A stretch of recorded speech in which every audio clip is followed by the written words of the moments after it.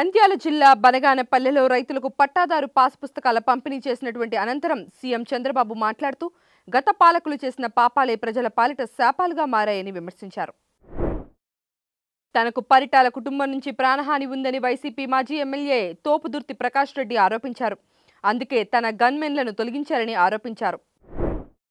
BRS ఖాతాలోని 1400 కోట్ల రూపాయలను అమరుల కుటుంబాలకు పంచాలని తెలంగాణ రక్షణ సేన అధ్యక్షురాలు కవిత డిమాండ్ చేశారు.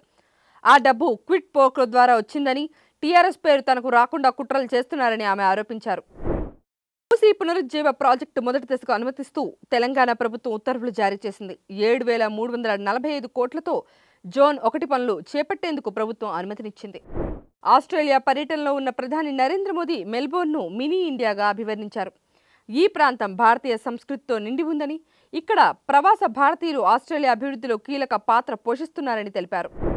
ఇరాన్ ఆయిల్పై అమెరికా మళ్లీ ఆంక్షలు విధించింది. దాంతో ధరలు భారీగా పెరిగాయి. బ్రెంట్ క్రూడ్ ఆయిల్ 5.49% పెరిగి బ్యారెల్ ధర $75.94కు చేరింది. కామాక్షి భాస్కర్ల కథానాయికగా ఎంఎస్ రాజు దర్శకత్వంలో ఆత్మలు, చేతబడులు నేపథ్యంలో తెరకెక్కినటువంటి హారర్ థ్రిల్లర్ చిత్రం అగధ ఆగస్టు 14న పాన్ ఇండియా స్థాయిలో విడుదల కానుంది. నెట్ఫ్లిక్స్లో విడుదలైన రామ్ చరణ్ పెద్ది ఓటీటీ వర్షన్లో హిందీ ఆడియో అందుబాటులో లేకపోవడం మరియు రన్ టైం మార్పులపై అభిమానులు అసంతృప్తి వ్యక్తం చేస్తున్నారు.